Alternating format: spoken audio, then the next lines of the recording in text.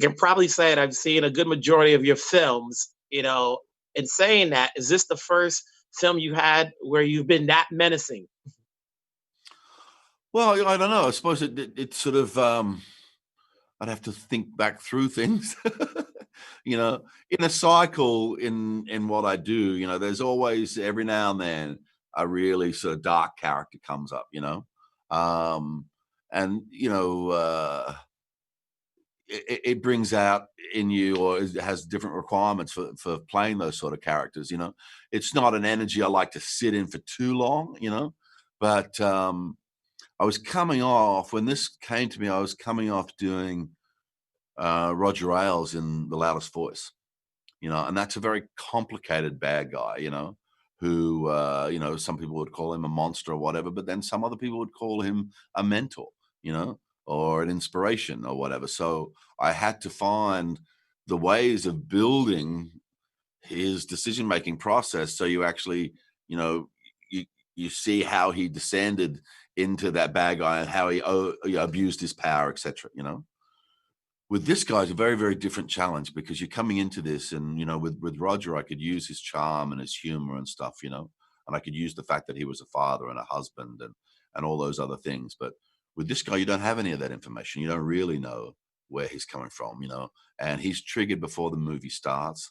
And this little extra conversation that he has with this lady that takes him to another place, you've got to drive through with a character like this without feeling the need to justify the actions, because the actions are unjustifiable, So there's no matter what bullshit exposition you can put in place, this happened, this happened, this happened. None of it justifies what he does, And that was a very important thing for me in talking to the director, Derek Board, early on, that we wouldn't be trying to wink to the audience and say, this is okay, or there's humor in this, because there's just not, What became apparent to me, the more I discussed this idea, the more it distilled in my mind, was that this is beyond like just a genre film. And this is commenting so directly on where we find ourselves in Western society, where we have this edge of the community who can't communicate anymore. So many things have gone wrong in their lives. And instead of what we do, we just see, that's the pitfalls and the travails, and there's mountains and there's valleys and all of that shit. That's life, right?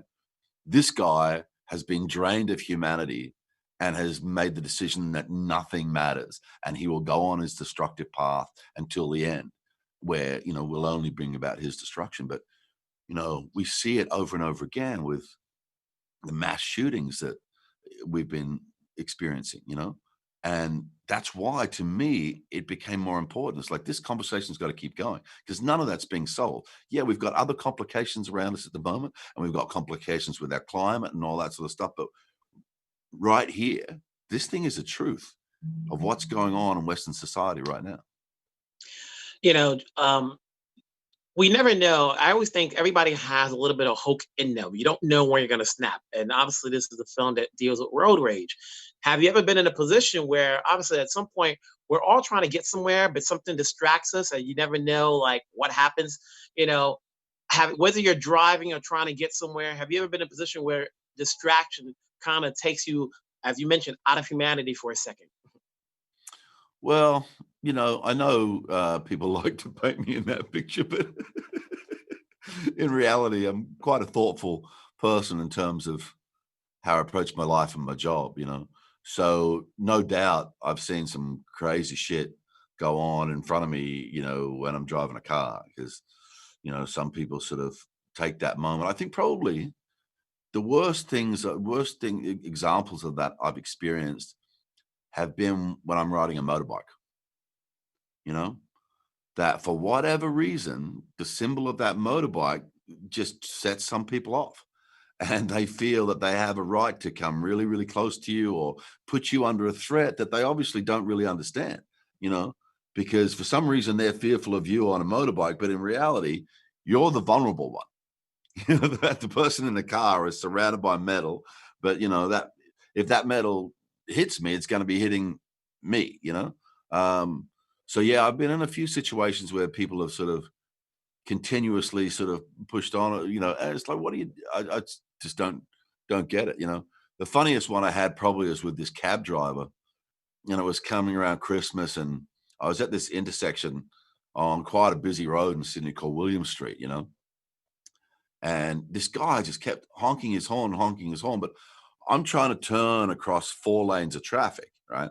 But it's 4 lanes of solid traffic. So, a whole cycle of the lights went by, and, that line of traffic from the previous light still hadn't cleared, so I couldn't go. And the bloke's bam, bam, bam, bam. I'm like, well, what do you expect me to do?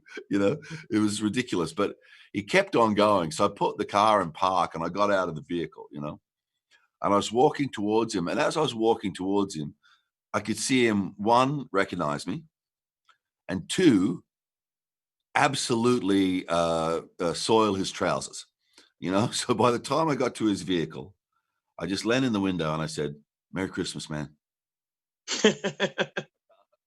That's great. Yeah. Mr. Crowe, it's been a pleasure to talking to you. Stay safe. I'll be there to see your next film. Thank you very much.